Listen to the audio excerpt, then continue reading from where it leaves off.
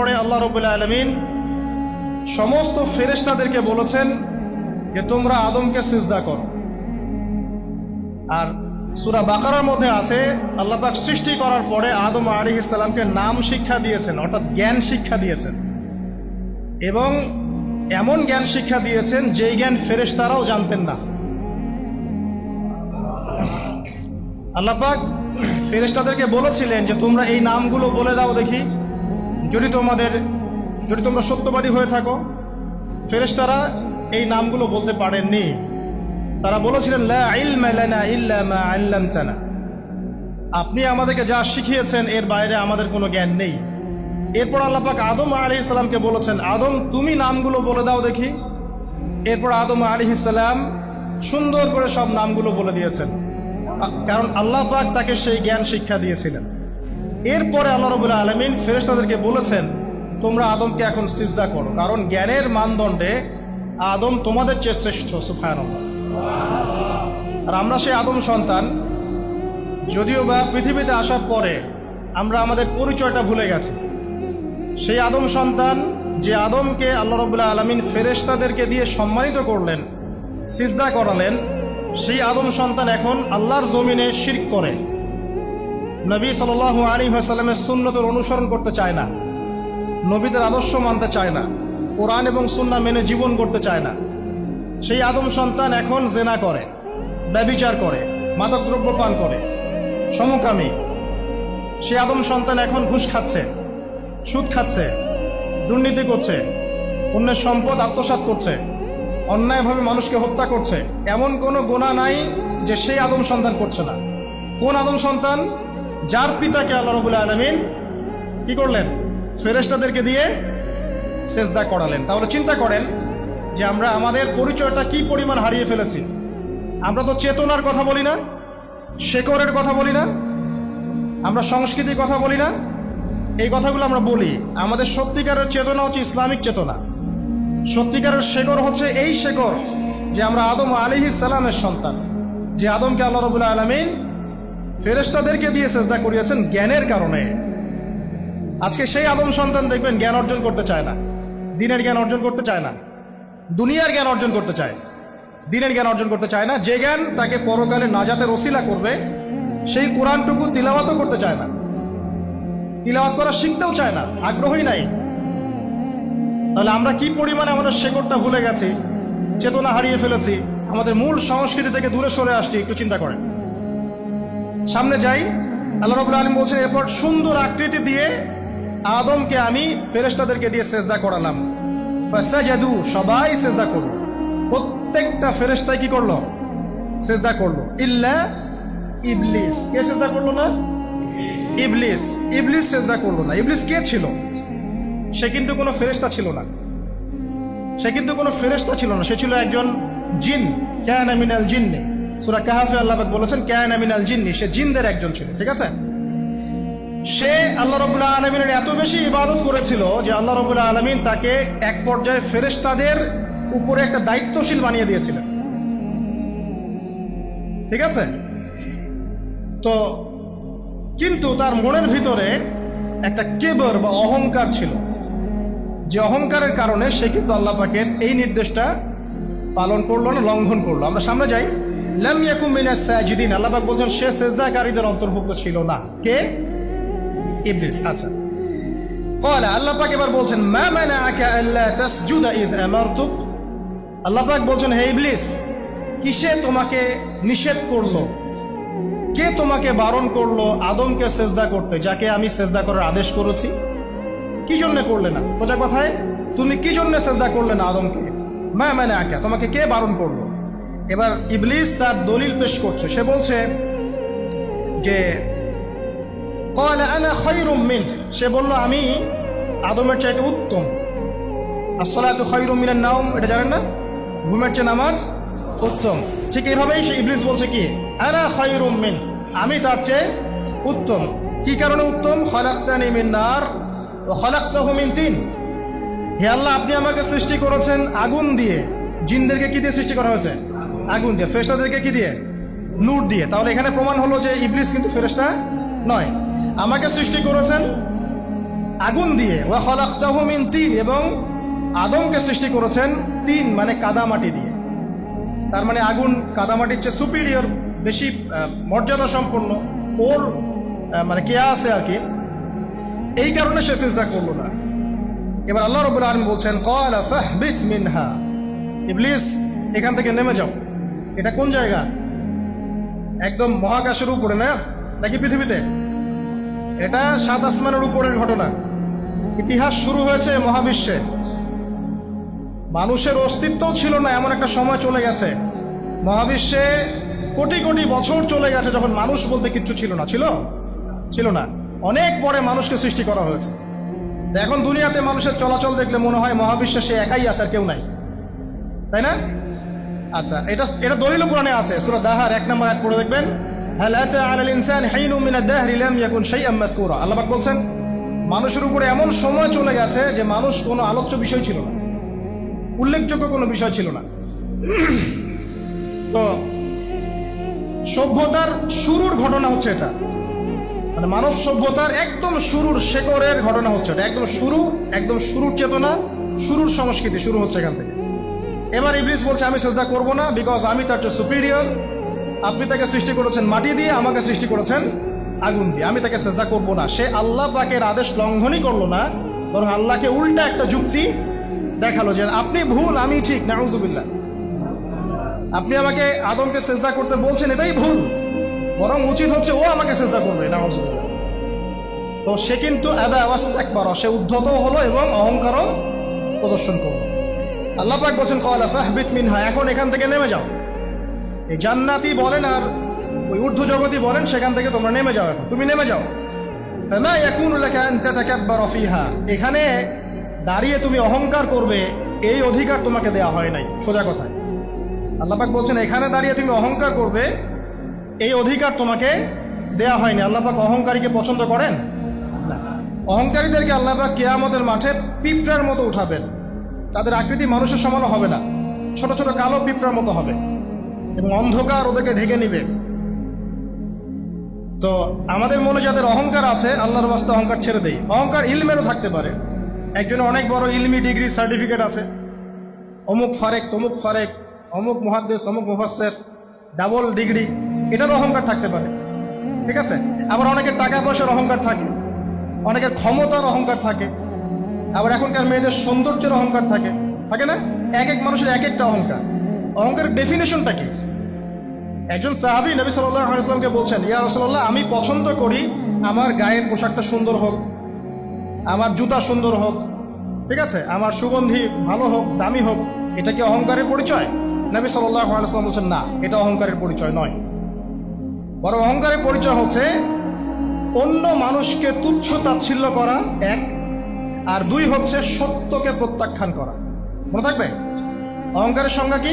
এক, অন্য মানুষকে তুচ্ছ তাচ্ছিল্য করা, আর দুই, সত্যকে প্রত্যাখ্যান করা। এখন সত্য কি? আইনস্টাইনের থিওরি সত্য, নাকি পিথাগোরাসের উপপাদ্যই সত্য, নাকি আমাদের পশ্চিমারা যে সেকুলারিজম, কমিউনিজম, ডেমোক্রেসি ইত্যাদি ইত্যাদি, ন্যাশনালিজম এগুলো দিয়ে দিয়েছে মতবাদগুলো, এগুলি চূড়ান্ত সত্য? সায়েন্সই কি চূড়ান্ত সত্য? চূড়ান্ত সত্যটা কি আসলে? এক কথায় সূরা কাহফের 29 নম্বর আয়াতে সত্যের সংজ্ঞা আছে। কত নম্বর আয়াতে? সূরা কাহফের 29 নম্বর আয়াতে আল্লাহ পাক বলেন ওয়াকুলিল হাক্কু মির রাব্বিকুম, হে নবী আপনি বলে দিন সত্য সেটাই, ন্যায় অন্যায়ের চূড়ান্ত মানদণ্ড সেটাই, হক বাতিলের চূড়ান্ত মানদণ্ড সেটাই। কোনটা? যেটা তোমার রবের পক্ষ থেকে নাজিল হয়েছে। আমাকে বলেন যে রবের পক্ষ থেকে কি নাজিল হয়েছে? একসময় তাওরাত নাজিল হয়েছিল না? ওটাই হক ছিল। ওই সময় কি ছিল? সেটাই হক ছিল। জাবুর ওই সময়ের কি ছিল? হক। ইনজিল ওই সময়ের হক ছিল। এখন কি আছে আমাদের কাছে? কোরআন, এবং এর ব্যাখ্যা হচ্ছে হাদিস। কিয়ামত পর্যন্ত কি অন্য কোনো শরীয়ত আসবে? অন্য কোনো নবী আসবে? কেউ যদি বলে যে অমুকে নবী হবে, সে কি মুসলিম না কাফের? তাহলে কোনো সন্দেহ আছে? যদি কেউ দাবি করে যে মুহাম্মদ সাল্লাল্লাহু আলাইহি ওয়াসাল্লাম শেষ নবী নন, আরো নবী আসতে পারে, নাউজুবিল্লাহ, এবং এই কুফরি আকীদায় বিশ্বাসীকে কেউ যদি কাফের মনে না করে, সেও কাফের হয়ে যেতে পারে। বুঝতে পারছেন? আসেন, তো অহংকারের সংজ্ঞাটা আমরা জেনে নিলাম যে সত্যকে প্রত্যাখ্যান করা, আল্লাহর ওহীকে প্রত্যাখ্যান করা, মানে কোরআন এবং সুন্নাহ থেকে সরে আসা, এটাকে মিথ্যা মনে করা, বা অন্য কোনো মতবাদকে কোরআন সুন্নাহর সমকক্ষ মনে করলেও কুফরি হয়ে যাবে। এরকম মনে করে অন্য একটা মতদর্শ, একটা দর্শন, একটা ফিলোসফিক্যাল থট বা একটা স্কুল অফ থট কোরআন সুন্নাহর চেয়ে ভালো নয় কিন্তু কোরআন সুন্নাহর সমমানের, এটাও যদি কেউ মনে করে কাফের। কথা কি বুঝতে পারছেন? এটা হচ্ছে অ্যাবসলিউট ট্রুথ, মানে এটা সত্যের একদম সর্বোচ্চ স্টেজ, এর উপরে আর কিছু নাই। ভুলে গেছিলেন ভাই? আচ্ছা, এবার আসেন, আমরা অহংকারের সংজ্ঞা জানলাম, সত্যের সংজ্ঞাও জানলাম। এখানে ইবলিস কি করছে? সে অহংকার প্রদর্শন করছে। সে আল্লাহকে বলছে আপনি ভুল, আমি ঠিক। আদমকে সে তুচ্ছ তাচ্ছিল্য করলো এবং সত্যকে প্রত্যাখ্যান করলো, দুটোই কিন্তু ইবলিস করলো এখানে। আসেন, আল্লাহ পাক বলছেন ফাখরুজ, এখান থেকে বের হয়ে যাও হতভাগ। ফাখরুজ মানে উখরুজ মানে বের হও, অতএব ফাখরুজ, এখান থেকে বের হয়ে যাও। ইন্নাকা মিনাস সাগিরিন, তোমার অহংকার করার কোনো সুযোগ নাই এখানে, তুমি তো ছোট পুত্র। ইন্নাকা মিনাস সাগিরিন, সাগির মানে কি? তুমি এখান থেকে, তুমি বের হয়ে যাও এখান থেকে, তুমি একজন ক্ষুদ্র সত্তা, তোমার এখানে অহংকার করার কিচ্ছু নাই। কলা, এবার ইবলিস বলছে, এই জায়গাগুলো খুব ভালো করে শোনেন, আমাদের লেকচারের আসল জায়গায় কিন্তু যাবে ওইদিকে। কলা, এবার ইবলিস বলছে আনজিরনি, শোনেন, ইবলিস বলছে আনজিরনি, হে আল্লাহ আমাকে অবকাশ দিন। কি বলছে? আমাকে অবকাশ দিন। ইলা ইয়াউমি ইউবআসুন, যেই দিন আপনি কিয়ামত ঘটাবেন, যেই দিন সবাইকে পুনরুত্থিত করবেন, ওই দিন পর্যন্ত আমাকে অবকাশ দিন। সূরা বাকারায় আছে, অন্য সূরা আছে, রব্বি আনজিরনি ইলা ইয়াউমি ইউবআসুন। ইবলিস বলছে হে আমার রব। কি বলছে ইবলিস? হে আমার রব। ইবলিস কি তাহলে আস্তিক না নাস্তিক? কথা বলেন, ইবলিস কি আস্তিক না নাস্তিক? আস্তিক। ইবলিস বলছে যে ইয়া রব্বি, রব্বি হে আমার রব, হে আমার প্রতিপালক। আল্লাহকে ইবলিস বলছে হে আমার প্রতিপালক, আনজিরনি আমাকে অবকাশ দিন, ইলা ইয়াউমি ইউবআসুন, কিয়ামত দিবস পর্যন্ত, বা যেদিন আপনি পুরো মানব জাতিকে উঠাবেন কবর থেকে, আবার ওই দিন পর্যন্ত আমাকে অবকাশ দিন। তার মানে কিয়ামত যে হবে এটা নতুন করে লেখা হয় নাই, সভ্যতায় হিস্ট্রির শুরু থেকেই কিয়ামত ছিল। কথা বুঝতে পারছেন? ফেরেশতারাও জানতেন যে একদিন মহাবিশ্ব ধ্বংস হয়ে যাবে। যখন পৃথিবীতে মানুষকে পাঠানো হয়নি তার আগেই ফেরেশতারা জানতেন, আল্লাহ পাকের ইলমে ছিল এবং তিনি এটা ফয়সালা করে দিয়েছিলেন যে একদিন এই পুরো মহাবিশ্বই ধ্বংস হয়ে যাবে। ইবলিস আগে থেকে জানতো যে কিয়ামত হবে, এই জন্য সে বলছে আমাকে কিয়ামত পর্যন্ত অবকাশ দিন। আল্লাহ পাক এবার কি বলছেন দেখেন, ইবলিস আল্লাহর কাছে চাইলো, আল্লাহ পাক তাও তাকে ফেরত দিলেন না। আর আমরা আল্লাহর কাছে চাইতে এখন হতাশা হয়ে যায় না, দোয়া করতে থাকি আর বলি যে আমার দোয়া তো কবুল হচ্ছে না। আর যে ইবলিস একটা জিনিস চাইলো, আল্লাহ পাক বললেন ক্বালা ইন্নাকা মিনাল মুনজারিন, যাও তুমি অবকাশপ্রাপ্তদের একজন, তোমাকে অবকাশ দেয়া হলো। এক কথায় তোমার দোয়া কবুল করা হয়েছে, তোমার অবকাশ তোমাকে দেয়া হলো, কারণ আল্লাহ পাক এটা পরীক্ষা করবেন ইবলিসকে দিয়ে, মানব জাতিকে। ক্বালা, এবার ইবলিসের চ্যালেঞ্জ শোনেন, এটাই আমাদের আজকের লেকচারের মূল পয়েন্ট। এই জায়গা থেকে ইবলিস চ্যালেঞ্জ করছে। কি চ্যালেঞ্জ করছে? ফাবিমা আগওয়াইতানি, হে আল্লাহ আপনি যে কারণে আমাকে বিচ্যুত করলেন, আমি আমার যে কৃতকর্মের কারণে আপনার রহমত থেকে বঞ্চিত হয়ে গেলাম, ঠিক আছে, লাআকউদান্না লাহুম সিরাতাকাল মুস্তাকিম, আমি সেই আদমের এবং আদমের সন্তানের সরল পথে ওত পেতে বসে থাকবো। কথাটা ভালো করে বোঝেন। ইবলিস চ্যালেঞ্জ করলো কাকে? আল্লাহকে। যে কারণে আল্লাহ আপনি আমাকে বহিষ্কার করলেন, এখন আমি কি করব? আমি এই আদম সন্তানের সরল পথে, আপনাকে পাওয়ার এই পথের আনাচে কানাচে আমি ওত পেতে বসে থাকব। কি জন্য বসে থাকব? যাতে করে আমি আদম সন্তানকে বিচ্যুত করতে পারি। শুধু তাই নয়, সে আরো বলছে সুম্মা লাআতিয়ান্নাহুম, আমি শুধু বসেই থাকবো না, আমি আদম সন্তানের কাছে আসবো। মিন বাইনি আইদিহিম, তার সামন থেকে আসবো, ওয়া মিন খালফিহিম, আদম সন্তানের পিছন থেকে আসবো, ওয়া আন আইমানিহিম, তার ডান দিক থেকে আসবো, ওয়া আন শামাইলিহিম, তার বাম দিক থেকে আসবো। ওয়ালা তাজিদু আকসারাহুম শাকিরিন, আল্লাহ পাক আপনি তাদের বেশিরভাগকেই শুকরগুজার পাবেন না। কথা কি ক্লিয়ার না? কোনো সমস্যা? ইবলিস কি চ্যালেঞ্জ করলো? আমি শুধু বসেই থাকবো না, ডান দিক থেকে আসবো, বাম দিক থেকে আসবো, সামন থেকে আসবো, পিছন থেকে আসবো, আমি আদম সন্তানকে পথভ্রষ্ট করেই ছাড়বো, আপনি আদম সন্তানের বেশিরভাগকে পথভ্রষ্ট পাবেন। ইবলিসের কথার কি বাস্তব প্রতিফলন দেখা যায় এখন সমাজে? বেশিরভাগ মানুষ নামাজ পড়ে না পড়ে না? বেশিরভাগ মানুষ সুদ খায় না খায় না? বেশিরভাগ যুব সমাজ জেনা করতেছে না করতেছে না? বেশিরভাগ লোক মাদক খাচ্ছে না খাচ্ছে না? পৃথিবীর কোনো জায়গায় আল্লাহর বিধান আছে কি নাই? দুই একটা জায়গায় আছে আই ওয়াশ, শোডাউন। বেশিরভাগ নারী পর্দায় চলে না চলে না? বেশিরভাগ মানুষ রোজা রাখে না রাখে না? বেশিরভাগ মানুষ যাকাত দেয় কি দেয় না? তাহলে ইবলিস যে বললো আপনি বেশিরভাগকেই শুকরগুজার পাবেন না। বেশিরভাগ মানুষ পরকালের স্বার্থে কাজ করে না দুনিয়ার স্বার্থে কাজ করে? কতজন মানুষ আল্লাহ পাকের দ্বীনটাকে প্রচার প্রসার প্রতিষ্ঠার কথা বলে বা কোরআন সুন্নাহর কথাগুলো মেনে চলে? কতজন মানুষ? বেশিরভাগ লোক মেনে চলে? তাহলে ইবলিস কি সফল না ব্যর্থ? ইবলিসের চ্যালেঞ্জ কি সফল না ব্যর্থ? ইবলিসের কথা সে কিন্তু অক্ষর অক্ষরে পালন করেছে। আর ইবলিসকে আল্লাহ পাক কেন পৃথিবীতে নিয়েছেন? আমাদেরকে পরীক্ষা করার জন্য, যেন আমরা এই সরল পথ থেকে বিচ্যুত না হই। সামনে যান, আরো কঠিন কথা আছে। ক্বাল আখরুজ মিনহা, আল্লাহ পাক বলছেন এখান থেকে বের হয়ে যাও। মাযউমান মাদহুরা, একদম অপদস্থ লাঞ্ছিত হয়ে এখান থেকে বের হয়ে যাও।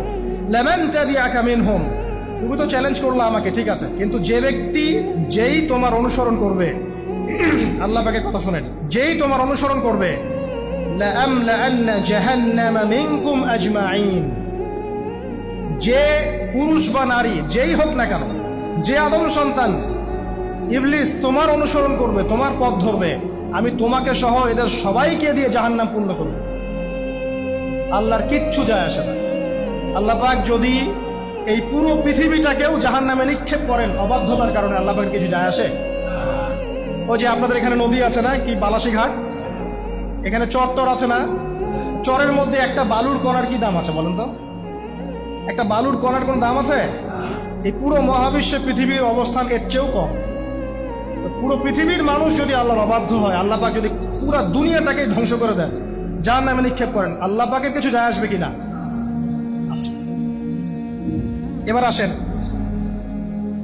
এখান থেকে আমরা বুঝতে পারলাম যে ইবলিস একটা তৃতীয় সত্তা। আল্লাহ পাক আদম আলাইহিস সালামকে সৃষ্টি করলেন, নাম শিক্ষা দিলেন, সেজদা করালেন, ইবলিসকে সেজদা করতে বললেন, সে করলো না। সে চ্যালেঞ্জ করলো উল্টা যে আমি ওর চেয়ে উত্তম, আপনি ভুল, আমি সঠিক। সে অহংকার করলো এবং একই সাথে সে আদমকে পথভ্রষ্ট করার চ্যালেঞ্জও করে বসল। আল্লাহ পাক ঘোষণা করলেন, যদি কোনো আদম সন্তান তোমাকে ফলো করে, তোমাকে সহ তাকে আমি জাহান্নামে নিক্ষেপ করব। ঠিক আছে, এ পর্যন্ত। এবার সামনে আসেন। এবার আল্লাহ পাক আদমকে বলছেন, কাকে বলছেন? আদম আলাইহিস সালামকে বলছেন, ইয়া আদম, হে আদম। তার আগে আদম আলাইহিস সালামের বুকের পাঁজর থেকে কাকে সৃষ্টি করছেন? হাওয়া আলাইহিস সালাম, সভ্যতার ইতিহাসের প্রথম নারী এবং ইতিহাসের সবচেয়ে সুন্দরী রমণী কে? হাওয়া আলাইহিস সালাম। আরেকজন আছেন সবচেয়ে সুন্দরী রমণী, কে? কে বলতে পারবেন? জি না? হ্যাঁ, নাম কি? মাশাআল্লাহ, ওই ওকে পুরস্কার দিও। কি নাম তোমার? মাশাআল্লাহ মাশাআল্লাহ। দ্বিতীয় সুন্দরী রমণী, দুজন রমণীকে বলা হয় পৃথিবীর সবচেয়ে সুন্দরী রমণী। আপনি যাদেরকে দেখে সিডিউস হচ্ছেন, যদিও এদেরকে দেখে সিডিউস হওয়ার কিছু নাই, কারণ এরা তো সুন্দর না, কোনো দিক থেকে সুন্দর না, না পোশাকের দিক থেকে, না চেহারার দিক থেকে, না ফিজিক্যাল স্ট্রাকচারের দিক থেকে। এদেরকে দেখে তো পাগলও সিডিউস হবে না। তো আদম আলাইহিস সালাম এবং আদম আলাইহিস সালামের স্ত্রী হাওয়া আলাইহিস সালাম এবং সারা আলাইহিস সালাম ইতিহাসের সবচেয়ে সুন্দর রমণী। ইতিহাসের সবচেয়ে সুন্দর রমণী কাদের স্ত্রী ছিলেন? নবীদের, অন্য কারো? এজন্যই বলি, আপনি যদি পবিত্র থাকেন, আল্লাহওয়ালা মানুষ হন, ইনশাআল্লাহ তাআলা আল্লাহ পাক আপনার ঘরে একজন নেককার পুণ্যবতী সুশ্রী স্ত্রী দান করবেন। আপনি যদি এইসব অশ্লীলতার গোলক ধাঁধায় পড়ে নিজের ঈমান হারিয়ে ফেলেন, চরিত্র হারিয়ে ফেলেন, সম্ভাবনা খুবই কম যে আপনি একজন দিনদার মেয়ে পাবেন। বরং আপনি এমন কাউকেই পেতে পারেন যে আপনার মতোই। ঠিক আছে, দেখবেন যে আপনি 10 ঘাটের পানি খেয়ে আসছেন, ও দেখবেন 12 ঘাটের পানি খেয়ে আসছে। আল্লাহ পাক আমাদের যুব সমাজকে হেফাজত করুন, আমিন। আল্লাহ পাক এবার আদম আলাইহিস সালামকে বলছেন, ইয়া আদম, হে আদম, উসকুন আনতা ওয়া যাওজুকাল জান্নাহ। আদম শোনো, তুমি এবং তোমার স্ত্রী দুইজন এখন জান্নাতে থাকো। কোথায় থাকো? জান্নাতে থাকো। ওয়া কুলা মিন হাইসু শি'তুমা, যেখানে ইচ্ছা সেখান থেকে খাবার খাও। জান্নাতের নাজ নেয়ামতের কথা তো আপনারা শুনেছেন অনেক, আমি ওইগুলো বলতে যাচ্ছি না, সময় চলে যাবে।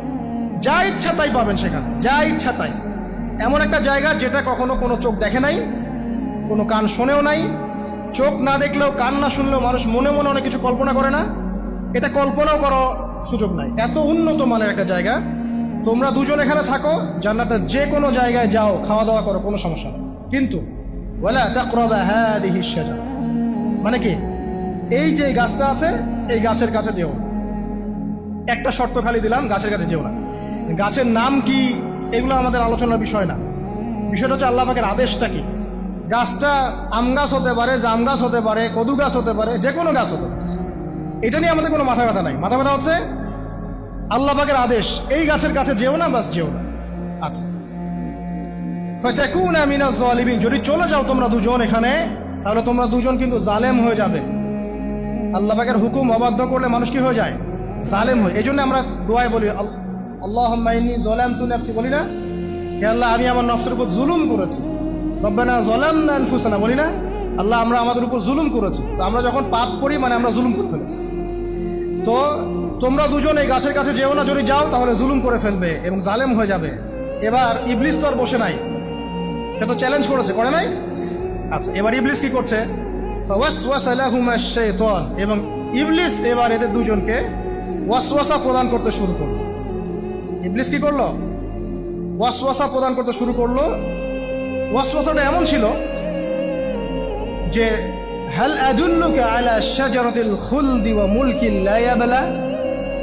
ইবলিস এসে আদম এবং হাওয়া আলাইহিস সালাম তাদেরকে বলতে লাগলো যে আমি কি তোমাদেরকে এমন কোনো গাছের কথা বলবো যেই গাছের ফল খেলে তোমরা চিরস্থায়ী হয়ে যাবে, কখনো মরবে না, এবং এমন রাজত্ব পাবে যে রাজত্বের কোনো ক্ষয় নাই। ইবলিসের টোপটা কি দেখলেন? চিরস্থায়িত্বের টোপ এবং কিসের টোপ? রাজত্বের টোপ। এটা সূরা তহার মধ্যে আছে। অন্য সূরায় আছে যে আমি কি বলে দিব এমন গাছের কথা যেই গাছের ফল খেলে তোমরা ফেরেশতা হয়ে যাবে, কখনো মরবে না। তাহলে চিরস্থায়িত্বের টোপ এবং এই যে কিসের? রাজত্বের এই যে টোপ, এই দুইটা হচ্ছে মানুষকে আল্লাহর পথ থেকে ডিসিভ করার একটা মানদণ্ড। কথা বুঝতে পারছেন? এই পৃথিবীতে যত মানুষ পথভ্রষ্ট হয়ে গেছে, এরা কিন্তু ক্ষমতার জন্য হয়েছে অনেকেই, আর অনেকে চিরস্থায়িত্বের জন্য হয়েছে। ফেরাউন নমরুদ চিরস্থায়িত্বের লোভে পড়ে পথভ্রষ্ট হয়নি? আর ওই সময় থেকে শুরু করে এখনকার বিশ্বে যারা ক্ষমতাধর, এরা কি ক্ষমতার দাপটে পথভ্রষ্ট হচ্ছে না? এই দুটো হচ্ছে মানুষকে পথভ্রষ্ট করার মাধ্যম। ইবলিস খুব ভালো করেই জানতো। একটা কথা বলি নাই, যখন আদম আলাইহিস সালামকে তৈরি করে রাখা হয়েছে, সৃষ্টি করে রাখা হয়েছে, ইবলিস এর চারপাশে রাউন্ড দিচ্ছিল, তাওয়াফ করছিল, তাওয়াফ।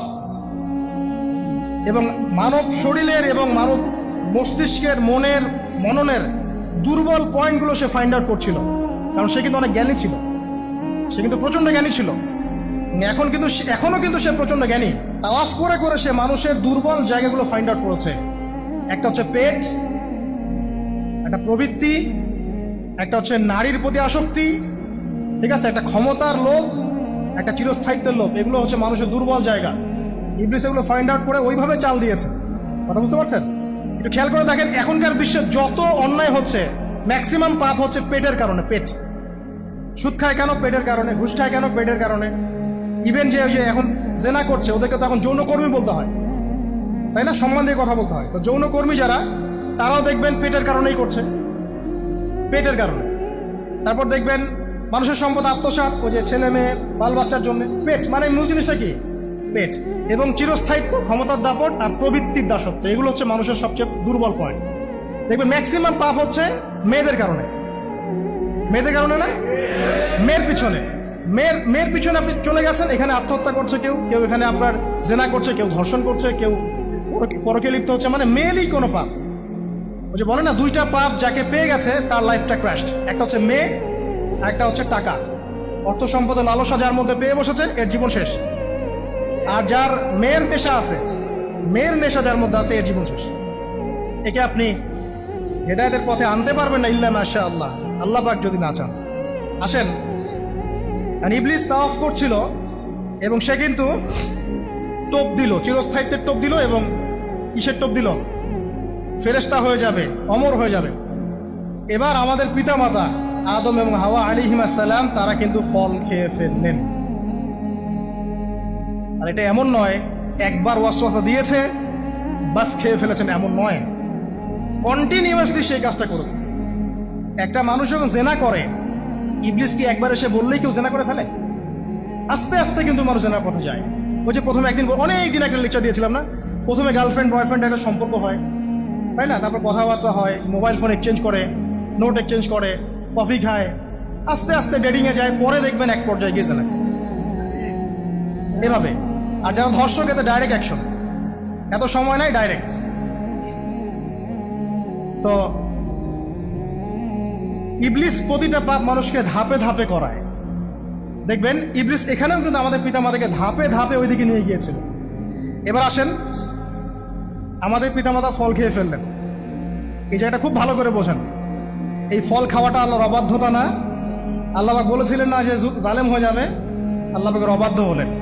অবাধ্যতার ফলাফলটা কি হলো এবার শোনেন। আমরা সবাই জানি অবাধ্যতার ফলাফল কি, আল্লাহ পাক জান্নাত থেকে নামিয়ে দিয়েছেন, তাই তো? এর আগে আরেকটা ফলাফল হয়েছে। এই ফলাফলের সাথে আমাদের বর্তমান সময়কার যে ইস্যুটা চলছে, পোশাক, নারী, সংস্কৃতি, হাবিজাবি, হ্যাঁ, বেহায়াপনা, বেলাল্লাপনা, এই ইস্যুটা এখানে জড়িত। এটা আমারও বুঝতে এবং খুঁজে পেতে সময় লেগেছে। আমরা সবাই পড়েছি স্টুডেন্ট লাইফে, আদম এবং হাওয়া আলাইহিস সালাম আদেশ লঙ্ঘন করেছেন, সাথে সাথে আল্লাহ পাক জান্নাত থেকে কি করেছেন? নামিয়ে দিয়েছেন। ইবলিসকেও নামিয়ে দিয়েছেন, তারপরে হায়াত দিয়েছেন, এখানে পরীক্ষা করছেন, এই তো। এখানে আল্লাহ পাক দেখবেন আমাদের আমল কেমন, আমল ভালো হলে আবার জান্নাতে, খারাপ হলে আবার জান্নাত। কিন্তু এর আগেও একটা ঘটনা ঘটেছে। যে মুহূর্তে আমাদের পিতামাতা ফল খেয়েছেন, গাছের কাছে গিয়েছেন, আল্লাহ পাকের আদেশটা লঙ্ঘন করেছেন, সাথে সাথে তাদের গায়ের পোশাকটা খুলে পড়ে গেছে। আমি বুঝাতে পারি নাই। পুরো মহাবিশ্বের প্রথম লজ্জা, প্রথম অপমান, প্রথম শাস্তি, ঠিক আছে, আল্লাহর অবাধ্যতার প্রথম পরিণাম লজ্জাহীন ভাবে গা থেকে কাপড় খসে পড়ে যাওয়া। প্রথম শাস্তি, প্রথম অবাধ্যতা এবং প্রথম অবাধ্যতার পরিণতি পুরো মহাবিশ্বে সভ্যতার শুরু থেকে শেষ পর্যন্ত প্রথম অ্যাক্সিডেন্ট, বা এই যে আমরা বলছি পরিণতি, পাপের পরিণতি, অবাধ্যতার পরিণতি, সেটা হলো গা থেকে কাপড় খুলে যাওয়া। এই কথা আল্লাহ পাক বলছেন এখানে, লিয়ুবদিয়া লাহুমা মা উরিয়া আনহুমা মিন সাওয়াতিহিমা। ইবলিস তোমাদের পিতামাতাকে এই গাছের কাছে নিয়ে গিয়ে ফল খাইয়ে তাদের গা থেকে পোশাক খুলে ফেলে দিয়েছে। এবার কি বুঝতে পারছেন যে ইবলিস এখন বিশ্বে কি করছে? ইবলিস সেম কাজটা করছে আমাদের সাথে, আমাদের গা থেকে তারা পোশাক খুলে ফেলে দিচ্ছে। সভ্যতার শুরুর পাপ বলছি না আমরা, এটা আসলে ভুল। সভ্যতার শুরুতে আদম এবং হাওয়া আলাইহিস সালাম যে ভুলটা করেছেন, তার যে পরিণতি হয়েছে, সেটা এটা ছিল না যে জান্নাত থেকে পৃথিবীতে নামিয়ে দেয়া, বরং পরিণতি এটা ছিল তাদের গা থেকে প্রথম কাপড় খুলে গেছে, তারা নগ্ন হয়ে গেছেন। ইবলিস সর্বপ্রথম আমাদের বাবা মাকে নগ্ন করেছে প্রলোভন দিয়ে, ক্ষমতার প্রলোভন, চিরস্থায়িত্বের প্রলোভন দিয়ে। আজকের বিশ্বেও কি ইবলিসের দোসররা সেম কাজটা করছে না? আজকের বিশ্বেও কি ইবলিসের মানুষরূপী দোসরগুলা সেম কাজটাই করছে না? সেম কাজটা করছে। আমাদের গা থেকে ওরা পোশাক খুলে ফেলছে, এরপর আল্লাহ পাক জান্নাত থেকে নামিয়ে দিয়েছে। আগে কিন্তু এটা হয়নি, আগে পোশাক খুলেছে। এরপর কি হয়েছে জানেন? শোনেন, আল্লাহ পাক ওয়াকালা মা নাহাকুমা রাব্বুকুমা আন হাযিহি আশ-শাজারা ইল্লা আন তাকুনা মালাকাইন আও তাকুনা মিনাল খালিদিন। ইবলিস বলছিল যে তোমাদের রব তোমাদেরকে এই গাছের কাছে যেতে নিষেধ করেছে এই কারণে যে তোমরা এখানে গেলে মালাক হয়ে যাবে এবং চিরস্থায়ী হয়ে যাবে। ওয়াকাসামাহুমা ইন্নী লাকুমা লামিনান নাসিহিন। ইবলিস বলছিল যে আমি আল্লাহর কসম করে বলছি আমি তোমাদের শুভাকাঙ্ক্ষী। ফাদাল্লাহুমা বিগুরুর, ওদেরকে তারা পথভ্রষ্ট করলো, ইবলিস তাদেরকে পথভ্রষ্ট করলো। ফালাম্মা যাকাশ শাজারা, যখন তারা গাছের কাছে গেলেন, বাদাত লাহুমা সাওআতুহুমা, তাদের লজ্জাস্থানটা উন্মুক্ত হয়ে গেল, কাপড় খুলে পড়ে গেল। এটাই বলতে যাচ্ছিলাম। ওয়াতাফিকা ইয়াখসিফানি আলাইহিমা মিন ওয়ারাকিল জান্নাহ, এবং আদম এবং হাওয়া আলাইহিস সালাম জান্নাতের গাছের পাতা ছিঁড়তে লাগলেন এবং সেই পাতা দিয়ে লজ্জাস্থান ঢাকতে লাগলেন। আপনার বাবা আপনার মাকে যদি কেউ রাস্তায় নগ্ন করে ফেলে আপনার কেমন লাগবে? আপনি কি করবেন তার ইজ্জত সম্মান বাঁচানোর জন্য? আমাদের পিতা মাতাকে ইবলিস জান্নাতে নগ্ন করে দিয়েছিল এবং আমাদের পিতা মাতা জান্নাতের পাতাগুলো ছিঁড়ে ছিঁড়ে লজ্জাস্থানকে আবৃত করতে শুরু করলো। ওয়ানাদাহুমা রাব্বুহুমা, এবং আল্লাহ পাক বলছেন এবার আল্লাহ পাক তাদের দুজনকে ডাকলেন, ডেকে বললেন আলাম আনহাকুমা আন তিলকুমা শাজারা, হে আদম এবং হাওয়া, তোমাদের দুজনকে কি আমি বলি নাই যে এই গাছের কাছে যাবে না? ওয়া আকুল লাকুমা ইন্নাশ শাইতানা লাকুমা আদুউম মুবিন, আমি কি তোমাদেরকে বলি নাই নিশ্চয়ই শয়তান তোমাদের স্পষ্ট প্রকাশ্য শত্রু? ক্বালা, এবার তারা তাদের ভুল বুঝতে পারলেন। আল্লাহ পাকের কত দয়া মানুষের প্রতি দেখেন। ইবলিসও আল্লাহর অবাধ্য ছিল, আল্লাহ পাক তাকে বহিষ্কার করে কাফের বানিয়ে দিয়েছেন, চিরস্থায়ী লানত করেছেন। আমাদের পিতা মাতাও ভুল করেছেন, বাট আল্লাহ পাক তাদেরকে চিরস্থায়ী জাহান্নামী করেন নাই। আল্লাহ পাক তাদেরকে দয়া পরবশ হয়ে ক্ষমা করে দিয়েছেন। শুধু তাই নয়, আল্লাহ পাক এত মহব্বত করেন আদম সন্তানকে যে তওবা করার যে কালিমাটা, সেই কালিমাটাও আল্লাহ পাক আদম এবং হাওয়াকে শিখিয়ে দিয়েছেন। সুবহানাল্লাহ, কোন কালিমা দিয়ে তওবা করবো, কি পড়বো, এটাও তারা বুঝতে পারছিলেন না।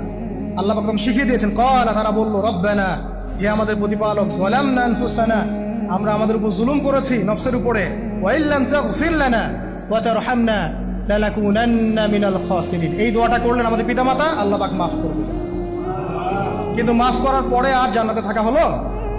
এই পৃথিবীতে নামিয়ে দেওয়া। পৃথিবীতে নামিয়ে দেওয়ার পরে একটা হায়াত দেওয়া হলো, কারো 50, 60, 70, 100, 200, 500, 1000 ইত্যাদি, এবং আল্লাহর পক্ষ থেকে ঐশী গ্রন্থ পাঠানো হলো, কখনো তাওরাত, কখনো জাবুর, কখনো ইনজিল ইত্যাদি, কখনো কোরআন।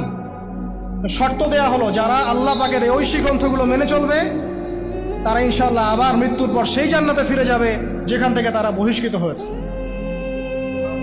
আর যে বা যারাই আল্লাহ পাকের এই আয়াত, নিদর্শন এবং ঐশী গ্রন্থগুলোকে অস্বীকার করবে, এটাকে মিথ্যা প্রতিপন্ন করবে, আল্লাহ পাক এদের সবাইকে দিয়ে জাহান্নাম পূর্ণ করবে ইনশাআল্লাহ। আল্লাহ পাক এটাও বলেছেন যে আল্লাহ পাক ওয়ালাকাদ যারানা লিজাহান্নামা কাসীরাম মিনাল জিন্নি ওয়াল ইনস, আল্লাহ পাক বহু মানুষ আর জিনকে দিয়ে জাহান্নাম পূর্ণ করবেন। আর এই দুই জাতিকে পাঠানো হয়েছিল পৃথিবীতে শুধু আল্লাহর ইবাদত করার জন্য। ওয়া মা খালাকতুল জিন্না ওয়াল ইনসা ইল্লা লিয়াবুদুন, এরা সেটা করে নাই। এই কারণে আল্লাহ পাক হাদিসের মধ্যে জানিয়েছেন প্রতি 1000-999 জন মানুষকে আল্লাহ পাক জাহান্নামে পাঠিয়ে দেবেন, তবে বেশিরভাগ জান্নাতি হবে এই উম্মতে মুহাম্মাদের মধ্যে। এবার শোনেন, আমাদের পিতামাতার এই পরিণতির পর আল্লাহ পাক যখন আমাদেরকে পৃথিবীতে পাঠালেন, আল্লাহ পাক আমাদেরকে নগ্ন করে পৃথিবীতে রাখেন নাই। সুবহানাল্লাহ, আল্লাহ পাক আসমান থেকে লিবাস পাঠিয়েছেন। এই যে সমাজ বিজ্ঞানের বইগুলোতে লেখা আছে না, মানুষ আগে নগ্ন ছিল, গাছের ছালপাতা পরে থাকতো, তারপরে বন্যপ্রাণী শিকার করতো, গুহায় গুহায় থাকতো। বোগাস, মিথ্যা, বাজে কথাই বলতো, একদম টোটাল মিথ্যা কথাই বলতো। আল্লাহ রাব্বুল আলামিন সভ্যতা শুরু করেছেন নবী দ্বারা, সভ্যতা শেষও করবেন নবী দ্বারা। প্রত্যেক যুগে যুগে সভ্যতার ধারক এবং বাহক ছিলেন নবীগণ।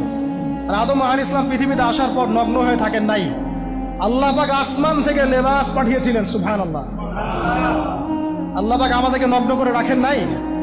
এবার দেখেন আল্লাহ পাক কি বলছেন, ইয়া বানি আদম, হে বনু আদম। কাদেরকে বলছেন? আমাদেরকে। قد أنزلنا عليكم لباسا يواري سوآتكم وريشا, হে বনু আদম, আমি তোমাদেরকে নগ্ন ছেড়ে দিচ্ছি না, আমি তোমাদের জন্য লেবাস আর পোশাক পাঠাচ্ছি, যেই পোশাক দিয়ে তোমরা তোমাদের লজ্জাস্থানকে আবৃত করবে এবং সৌন্দর্য বর্ধন করবে।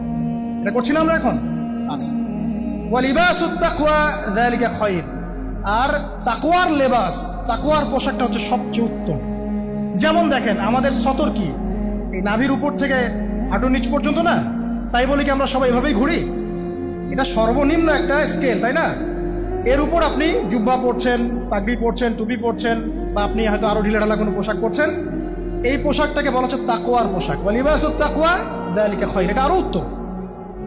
একজন মেয়ের, অনেক আলেম বলছেন যে চোখ, এই চোখটুকু ঢেকে বের করে দেখা যাবে, বলছে না? অনেকে বলেছেন কিনা? কিন্তু এটাও যদি কেউ সামনে জিলবাব দিয়ে ঢেকে রাখে তাহলে কি উত্তম নয়? পর্দার ক্ষেত্রে উত্তম নয়? তো লিবাসুত তাকওয়া যালিকা খায়র, তাকওয়ার যে পোশাক সেটা আরো উত্তম বেশি। নর্মালি তো পোশাক দিয়েছি, তাকওয়ার পোশাক সবচেয়ে উত্তম বেশি।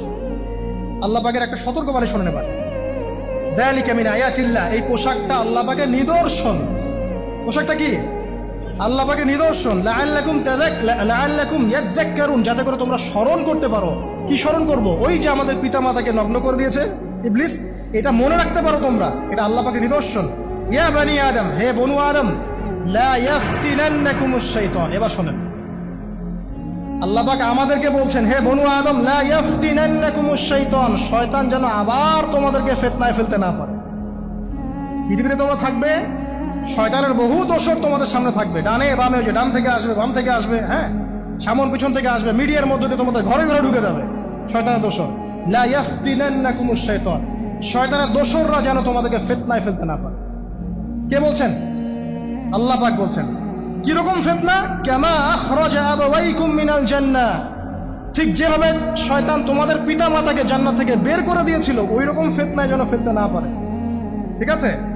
ওয়ায়ানজিউ আনহুমা লিবাসাহুমা, এবং শয়তান তোমাদের পিতা মাতার লেবাস খুলে ফেলেছিল, নগ্ন করে দিয়েছিল, নগ্নতা, বেহায়াপন, অশ্লীলতা শিখিয়েছিল, ওইদিকে ধাবিত করতে চেয়েছিল। শয়তানের দোসররা যেন এটা করতে তোমাদের সাথে না পারে। সতর্ক থাকবে। লিউরিয়াহুমা সাওআতিহিমা, যাতে করে তোমাদের লজ্জাস্থানটা উন্মুক্ত হয়ে যায়। ইন্নাহু ইয়ারাকুম, নিশ্চয় শয়তান তোমাদের সবাইকে দেখতে পায়। হুয়া ওয়া কাবিলুহু, সে এবং তার পুরো কবিলার লোকজন। মিন হাইসু লা তারাউনাহুম, এমন জায়গা থেকে যে জায়গা তোমরা দেখতে পারো। আর শয়তান এবং তার অনুসারী যারা আছে, মানুষ আর জিন, তারা তোমাদেরকে দেখতে পারে এমন জায়গা থেকে যা তোমরা দেখো না। আমরা যারা এই বিশ্বে আছি, আমরা সবাই এখন খেলার পুতুলের মতো খেলছি। যারা নিয়ন্ত্রণ করে বিশ্ব, এদেরকে কেউ দেখতে পারে না। এরা মানুষ শয়তান, কথা বুঝতে পারছেন?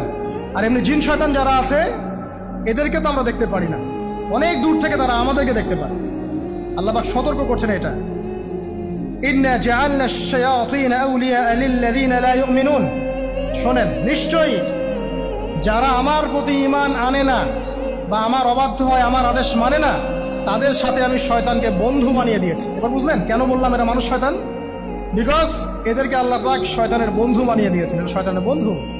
অন্য সূরায় আছে, শয়তান, জিন শয়তান মানুষ শয়তানকে ওহী করে। জিন শয়তান মানুষ শয়তানের মাথায় এসব বুদ্ধি ঢালে। শয়তানি বুদ্ধিগুলো শয়তান মানুষের মাথায় ঢালে। মানে মানুষ মাথাটা আগে সে রিড করেছে, কাকে কোন দিক দিয়ে রিসিভ করা যাবে। ঠিক আছে? আচ্ছা, এরপরে আরো আল্লাহ পাক বলছেন, ওয়াইযা ফাআলু ফাহিশাতান, তারা যখন কোনো ফাহেসা কাজ করে, নোংরা বেহায়ার মতো কাজ করে, ক্বালু, তারা বলে, ওয়াজাদনা আলাইহি আবানা, এরকম করেই আমরা আমাদের পিতা মাতাদেরকে পেয়েছি। মানে যুগ যুগ ধরে এই সংস্কৃতি চলে আসছে, নগ্নতার সংস্কৃতি, বলে না? কথা বুঝতে পারছেন না? এই কথাই তারা বলে, যেটা কোরআনে আছে। আল্লাহ পাক বলছেন, ক্বালু ওয়াজাদনা আলাইহি আবানা, তারা বলে আমাদের পিতৃপুরুষদেরকে আমরা হাজার বছর থেকে দেখেছি এইভাবেই ড্রেস আপ করতে, এমনি ব্লাউজ ছাড়া শাড়ি পরতে দেখেছি, এমনি দেখেছি পেট বের করে চলতে, এমনি দেখেছি এই শর্ট কামিজ পরে চলতে, নগ্ন হয়ে চলতে। এখন তো বিকিনি সংস্কৃতি আসে, এবং এটা মুভমেন্ট চলছে, মানে মানুষের দেহ থেকে কাপড় খুলে ফেলার মুভমেন্ট, আন্দোলন শুরু হচ্ছে।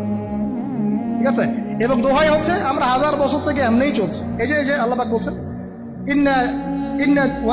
ক্বালু ওয়াজাদনা আলাইহি আবানা, আমরা এর উপরে আমাদের পিতা মাতাদেরকে পেয়েছি। ওয়াল্লাহু আমারানা বিহা, এরা আরো বলে আল্লাহ আমাদেরকে এই আদেশ করেছেন। নাউযুবিল্লাহ। আল্লাহ বলছেন, আল্লাহ পাকের আদেশ কি? কুল ইন্নাল্লাহা লা ইয়া'মুরু বিল ফাহশা, নিঃসন্দেহে আল্লাহ পাক কোনো ফাহেসা কাজের আদেশ করতেই পারেন না। পারেন? নিঃসন্দেহে আল্লাহ পাক কোনো ফাহেসা, বেলাল্লাপনা, বেহায়ার মতো কোনো আদেশ, বেহায়াপনার কোনো কাজের আদেশ করতে পারেন না। আতাকুলুনা আলাল্লাহি মা লা তা'লামুন, তোমরা কি আল্লাহ সম্পর্কে এমন কথা বলছো যেই কথা তোমরা জানো না? এই পর্যন্ত থাক। এবার আসেন বাস্তবতায় আসেন। এতটুকু যে আমরা হিস্ট্রির সূচনার কথাগুলো বললাম, এখানে আপনারা কিন্তু প্রথম একটা দলিল পেলেন মানুষের দেহ থেকে পোশাক খুলে ফেলে। এরপর আমি পুরো কোরআনটা ঘাটার চেষ্টা করেছি, আদম আলাইহিস সালাম থেকে শুরু করে মুহাম্মদ সাল্লাল্লাহু আলাইহি ওয়াসাল্লাম পর্যন্ত হাজার হাজার শতাব্দী চলে গেছে, তাই নাই? হাজার হাজার বছর চলে গেছে, বহু জাতি এসেছে, বহু জাতি চলেও গেছে। আমরা কি প্রথম জাতি নাকি? এর আগে কত জাতি পৃথিবীতে এসেছে, চলেও গেছে, গেছে না? আচ্ছা, কোরআন ঘেটে ঘেটে ক্লান্ত হয়ে যাওয়ার পর আমরা এমন কোন জাতি পাচ্ছি না যাদের কথা আল্লাহ পাক বলেছেন যে আমি তাদেরকে ধ্বংস করেছি অশ্লীলতার কারণে, বা এই আপনার বেলাল্লাপনার কারণে, বা ফাহেসা কাজের কারণে। সরাসরি এই একটা কারণ দেখে আল্লাহ পাক কোনো কওমকে ধ্বংস করেছেন খুব রেয়ার, খুঁজে পাওয়া যাচ্ছে না। শুধু 3টা জায়গা বের করতে পেরেছি। কয়টা জায়গা? 3টা। 1 নাম্বার, দেখেন আদম আলাইহিস সালাম পরে নূহ আলাইহিস সালাম না, এই জাতিটাকে আল্লাহ পাক ধ্বংস করেছেন না? এই ধ্বংসটাকে আল্লাহ পাক এই বেপরদামির কারণে করেছেন, অশ্লীলতার কারণে করেছেন, পোশাকের অপসংস্কৃতির কারণে করেছেন? করেন না, শিরকের কারণে করেছেন। কি কারণে? শিরক। আল্লাহ পাক সবাইকে ডুবিয়ে মেরেছেন, কিন্তু ওরা যে নগ্ন পোশাক পরে রাস্তাঘাটে চলাফেরা করতো এই কথাটা কিন্তু আল্লাহ পাক বলেন। তার মানে ওদের পাপ এটা ছিল না। এরপর ইব্রাহিম আলাইহিস সালামের কওম কি এই কারণে ধ্বংস হয়েছে? অশ্লীলতার কারণে ধ্বংস হয়েছে? বেহায়াপনার কারণে ধ্বংস হয়েছে? নগ্নতা সংস্কৃতির অপচর্চার কারণে ধ্বংস হয়েছে? না, শিরকের কারণে। আদ জাতি এই কারণে না, সামুদ জাতি এই কারণে না। একটা জাতি পাওয়া যায়, তার নাম কওমে লূত। কি নাম? কওমে লূত। এই লূত কওম ছিল সমকামী। তারা মেয়েদের সাথে বিবাহ বন্ধনে আবদ্ধ হতো না, বরং ছেলেদের ছেলে ছেলে জেনা করতো না। এই একটা জাতি পাচ্ছি ইতিহাসে যারা অশ্লীলতার কারণে, ফাহেশা কাজের কারণে, সমকামিতার কারণে, নোংরামির কারণে আল্লাহ পাক পুরো উপরে উঠিয়ে নিচে নামিয়ে ধসিয়ে দিয়েছে। এই একটা জাতি পেলাম। আরেকটা জাতি পাওয়া যায়, তার নাম হচ্ছে বানু ইসরাইল। কি নাম? বানু ইসরাইল। আল্লাহ রাসূল সাল্লাল্লাহু আলাইহি ওয়াসাল্লাম বলছেন যে তোমরা দুনিয়া থেকে বেঁচে থাকো এবং নারীর ফিতনা থেকে বেঁচে থাকো। কারণ বানু ইসরাইল মানে মূসা আলাইহিস সালামের যে কওম ছিল, এই কওমের মধ্যে প্রথম ফিতনা দেখা দিয়েছিল মেয়েদের ব্যাপারে। এই একটা পেলাম যে মেয়েদের কারণে, বেহায়াপনার কারণে, অশ্লীল পোশাকের কারণে, নগ্নতার কারণে একটা সভ্যতাকে আল্লাহ পাক শাস্তি দিয়েছে। দুটো পাওয়া গেল, ঠিক আছে? এক দুই, একটা লূত, একটা হচ্ছে বানু ইসরাইল, ঠিক আছে? নবী সাল্লাল্লাহু আলাইহি ওয়াসাল্লাম যখন নবী হলেন তখন তিনি সমস্ত অশ্লীলতার শেকড়টাকে উপরে ফেলে দিলেন। সভ্যতার ইতিহাস থেকে শুরু করে আমরা যত জাতির ধ্বংস দেখছি, এই ধ্বংসগুলো শিরকের কারণে হয়েছে, কুফরির কারণে হয়েছে, অবাধ্যতার কারণে হয়েছে। মাত্র কয়েকটা জাতির ক্ষেত্রে অশ্লীলতা, বেহায়াপনা, আপনার ফাহেশা কাজ, এগুলোর রিজন দেখানো হয়েছে। তো এ থেকে একটা বিষয় প্রমাণ করা যায়, এই কথাটা ভালো করে বোঝেন। এ থেকে একটা বিষয় প্রমাণ করা যায় যে যত সভ্যতা ধ্বংস হয়ে গেছে, ওই সভ্যতার মানুষরা আর যাই করুক না কেন তাদের পোশাক আশাক ঠিকঠাক ছিল। কথা বুঝতে পারছেন না? যত সভ্যতা ধ্বংস হয়ে গেছে, আদ, সামুদ, নূহ, ফেরাউন, ঠিক আছে, যত সভ্যতা ধ্বংস হয়ে গেছে, তাদের আর যত পাপী থাক, হয়তো কেউ অহংকারী ছিল, কেউ কুফরি করেছে, কেউ শিরিক করেছে, হ্যাঁ, কেউ সন্তানদেরকে হত্যা করেছে, কেউ মানুষ হত্যা করেছে, কেউ জুলুম করেছে, কেউ অহংকার করেছে ইত্যাদি, কিন্তু তাদের পোশাক আশাক শতাব্দীর পর শতাব্দী ঠিকঠাকই ছিল। এটা নিয়ে আল্লাহ পাক কোরআনে খুব বেশি কথা বলেন না। তার মানে বোঝা যায় যে এটা রিমার্কেবল কোনো কথা বলার বিষয় ছিল না, আল্লাহ পাক বলেন।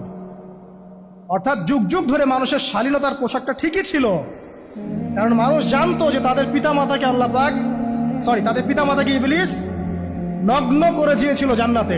এই কথাটা মানুষের মাথার মধ্যে ছিলই, এবং বিভিন্ন ধর্মগ্রন্থে এটার অস্তিত্ব আছে। আপনি শুধু ইসলাম না, অন্য যে কোনো ধর্মগ্রন্থ ঘাটেন, হিন্দু ধর্মগ্রন্থ ঘাটেন, সেখানে দেখবেন বলা হচ্ছে যেন মেয়েরা পর্দায় থাকে। দেখেন, পরে দেখেন, বেদের মধ্যে এটা আছে। আমি গতকালকেও স্টাডি করেছি। এবং খ্রিস্টান ধর্মগ্রন্থ পড়েন, সেখানে দেখবেন লেখা আছে, ওদের যে নিউ টেস্টামেন্টে আছে, দেখবেন যে যারা মাথার চুল দেখিয়ে বেড়ায় তাদের শাস্তির কথা বলা হয়েছে চুল যেন কেটে দেওয়া। ওদের ধর্মগ্রন্থে আছে। যারা জিউস, যারা পুরো বিশ্বে মুসলিমদেরকে অত্যাচার করে থাকে, এদের ধর্মগ্রন্থেও পর্যন্ত আছে যে যখন ইসহাক আসছিলেন, একজন নারী জিজ্ঞাসা করলেন কে আসছেন, তার ভৃত্য বললেন যে আমার প্রভু আসছেন। তখন তিনি নেমে নিজে একটা ঢিলাঢালা পোশাক পরলেন, তারপর সামনে গেলেন। শুধুমাত্র ইসলাম ধর্মে নয়, যত ধর্ম চলে গেছে পৃথিবীতে, সমস্ত ধর্মের মধ্যেই নারীদের শালীন পোশাকের কথাটা বর্ণিত আছে এখন পর্যন্ত। তার মানে যারা এখন অশালীন বিষয়ের দিকে মানুষকে ধাবিত করতে চায়, এদের আসলে কোনো ধর্ম নাই। ধর্মের সাথে এদের কোনো সম্পর্ক আসলে নাই। আর আমরা কিন্তু কথা বলছি ধর্মের বেসিসে, হোক সেটা হিন্দুইজম বা খ্রিস্টানিজম বা জিউডিজম বা ইসলাম, আমরা ধর্মের বেসে কথা বলছি। এখন আমরা এর বেসিসে দেখবো কোনটা ঠিক কোনটা বেঠিক, তাই না? কোনটা সত্য কোনটা মিথ্যা, কোনটা ন্যায় কোনটাও নাই। তখন আমরা এর বেসিসে দেখবো, অন্য কোনো ভিত্তির বেসিসে দেখবো না।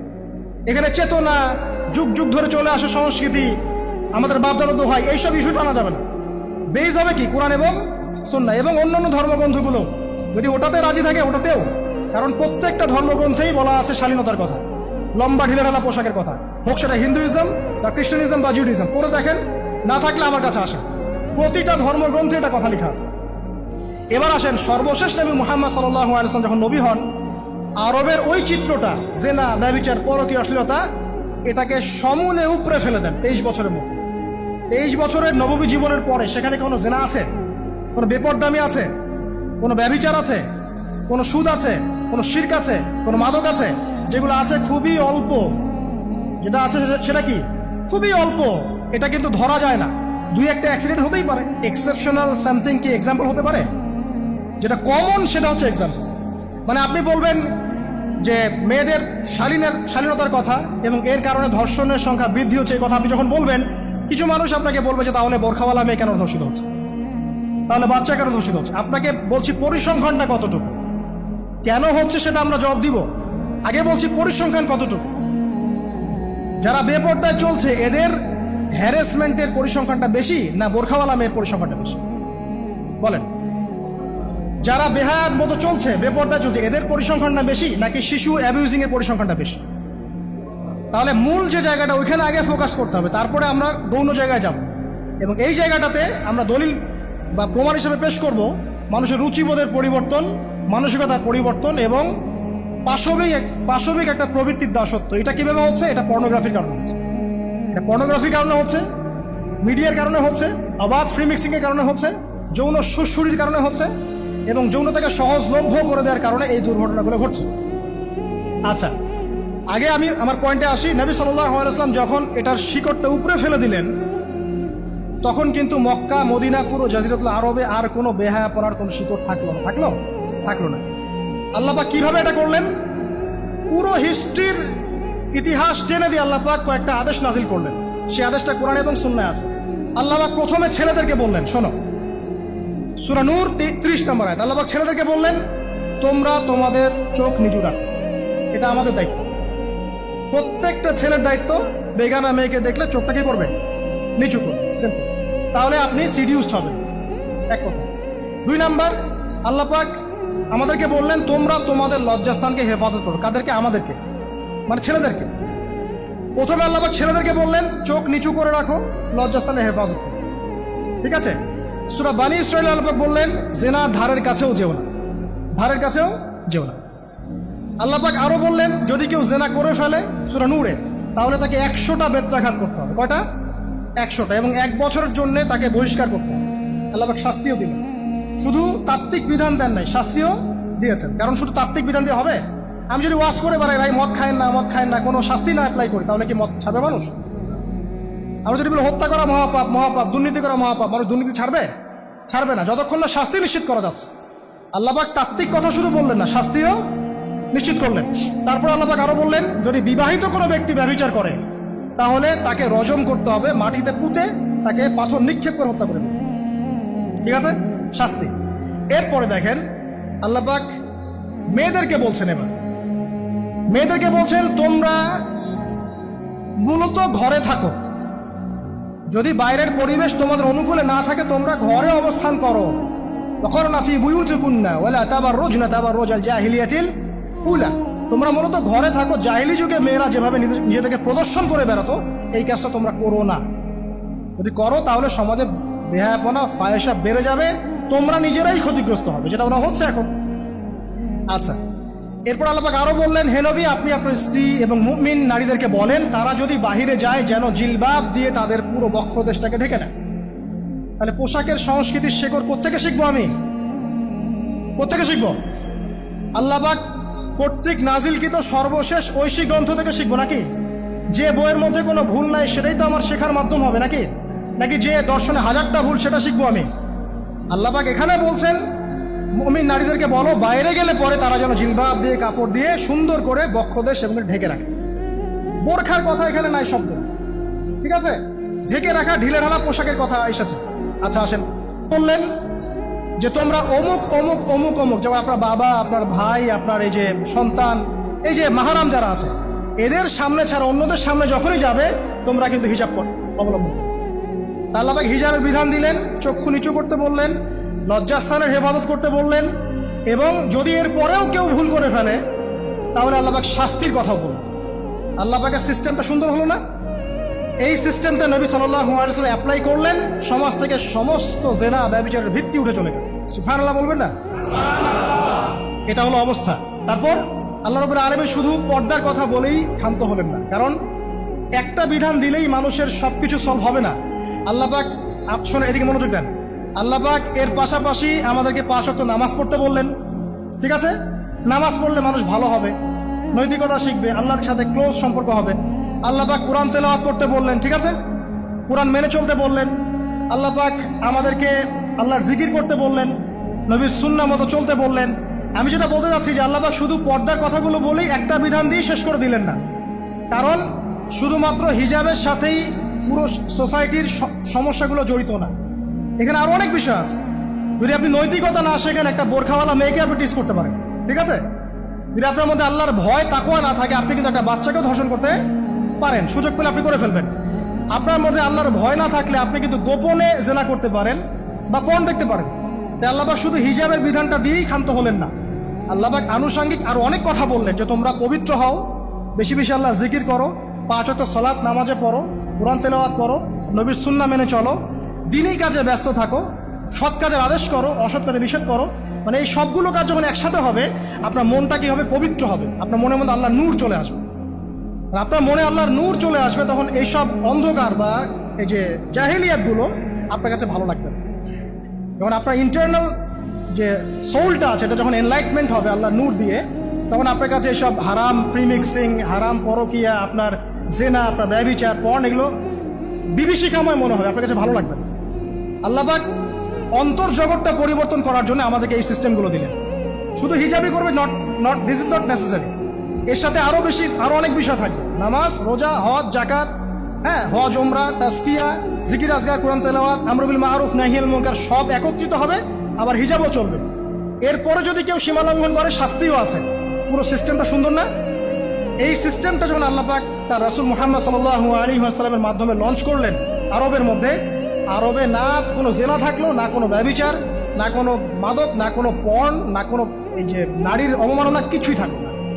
একটা মেয়ে 300 মাইল দূর থেকে এসে একা হজ করে চলে যায়, তো কেউ তার দিকে তাকাতো না। এমন যুগ চলে গেছে। মহিলা সাহাবী রণকৌশল মানে যুদ্ধের বর্ম পরে উহুদে যুদ্ধ করেছেন, কেউ তার দিকে তাকায় না। তাকিয়েছে? তাকায় না। এখন ওই যুগটা আপনি দেখেন, রাসূল সাল্লাল্লাহু আলাইহি ওয়াসাল্লামের যুগ, আবু বকর সিদ্দিক, ওমর ইবনুল খাত্তাব, ওসমান আলী, এই খুলাফায়ে রাশেদা স্বর্ণ যুগটাকে আপনি দেখেন। ওই যুগে আপনি রেপের হার কত পার্সেন্ট মহিলা রেপ হয়েছে? ওই যুগে কত পার্সেন্ট মেয়ে জেনায় লিপ্ত হয়েছে? ওই যুগে কত পার্সেন্ট ছেলে মেয়ে ধর্ষণ করেছে? ওই যুগে কত পার্সেন্ট নারীর শ্লীলতাহানি হয়েছে? কত পার্সেন্ট নারীকে টিস করা হয়েছে? কত পার্সেন্ট মেয়েকে মার্ডার করা হয়েছে? কত পার্সেন্ট মেয়েকে যৌতুকের জন্য চাপ দেওয়া হয়েছে? একটু পরিসংখ্যানটা দেখান আমাদেরকে। সভ্যতা করতে লাফাচ্ছেন। ওই সভ্যতায় যা হয়ে গেছে, নবী সাল্লাল্লাহু আলাইহি ওয়াসাল্লাম থেকে শুরু করে খোলাফায়ে রাশেদের যুগে যা হয়েছে, এই পার্সেন্টেজগুলোর সাথে বর্তমান পার্সেন্টেজকে মিলবে? ওই যুগে রেয়ার জেনা 2-1টা হয়েছে। মদ খেয়েছে মানুষ রেয়ার কয়েকজন, মানুষ ব্যভিচার করেছে রেয়ারলি 2-4 জন, 100 বছরে 2-4 জন। ওই যুগে দেখবেন মানুষ পরকীয়ার নামই জানতো না, সমকামিতা কি জিনিস মানুষ জানতোই না, শর্ট পোশাক, বিকিনি সংস্কৃতি কি মানুষ জানতো না, ঠিক আছে? আনকভার ইউ, এই যে মুভমেন্ট চলছে, এগুলোর মানে কি মানুষ জানতো না। জানতো? ওই যুগে কি মুসলিমরা পিছিয়ে ছিল? জ্ঞান বলেন, বিজ্ঞান বলেন, অর্থনীতি বলেন, রাজনীতি বলেন, সমরনীতি বলেন, অস্ত্রশস্ত্র বলেন, কোন সেক্টরে কি মুসলিমরা তখন পিছিয়ে ছিল কিনা? উত্তর দেন, পিছিয়ে ছিল না। তাহলে স্বর্ণযুগ আমরা কোনটাকে বলবো? এই বর্তমান দাজ্জালীয় সভ্যতাকে স্বর্ণযুগ বলবো, নাকি খোলাফায়ে রাশেদার এবং নবী সাল্লাল্লাহু আলাইহি ওয়াসাল্লাম রেখে যাওয়া যুগটাকে স্বর্ণযুগ বলবো? তাহলে ওই যুগ যদি স্বর্ণযুগ হয়, তাহলে ওই যুগের সুন্নাহ এ যুগে অ্যাপ্লাই করতে হবে না? তাহলে ওই যুগের সমস্যা যেমন দূর হয়েছে, এই যুগের সমস্যা দূর হবে না? এই সহজ বাংলা কথাটা বললে কি আমরা মৌলবাদী হয়ে যাব?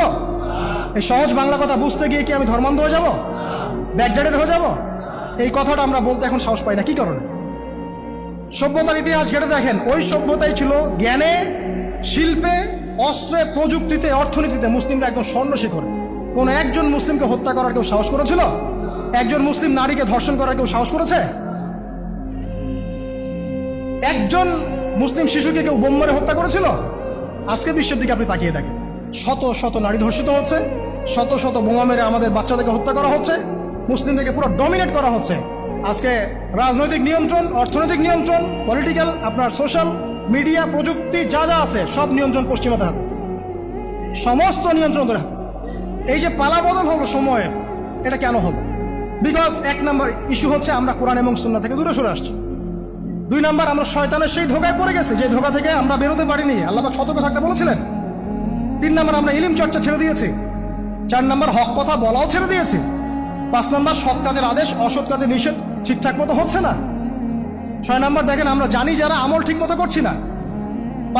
7 নাম্বার, আমরা বক ধার্মিক হয়েছে, বক ধার্মিক, খালি নামাজ রোজা হজ জাকাত আর তসবির মধ্যে ইসলাম, বাকি কোনো জায়গায় ইসলাম নাই, কোনো জায়গায় ইসলাম নাই। সমস্যা এগুলা দেখবেন পরিবারের কাঠামো ভেঙে যাচ্ছে। আমরা কুরআন সুন্নাহকে হাতে নিয়ে ওয়ার্ল্ডকে চ্যালেঞ্জ করতে পারি নাই, ডিল করতে পারি নাই, এবং পশ্চিমা এবং অন্যান্য সভ্যতার যে নোংরা মতাদর্শগুলো আছে এগুলোকে ঢালাওভাবে আমরা গ্রহণ করেছি, এবং আস্তে আস্তে আস্তে আস্তে পুরো মুসলিম বিশ্বে এগুলো ছড়িয়ে গেছে। এখন আপনি পেপার পত্রিকা খুললে দেখবেন 4টা 5টা 10টা ধর্ষণ, এই মেয়ে রেপ, এই মেয়ে ডাকাতি, ওইখানে হত্যা, এখানে যৌতুক, এখানে অমুক তমুক, সুদ ঘুষ জেনা ব্যভিচার, নিত্য নৈমিত্তিক ব্যাপার। কারো এগুলো নিয়ে কোনো মাথা ব্যথাও নাই, এগুলো খুব সিম্পল সাধারণ ব্যাপার এখন আমাদের।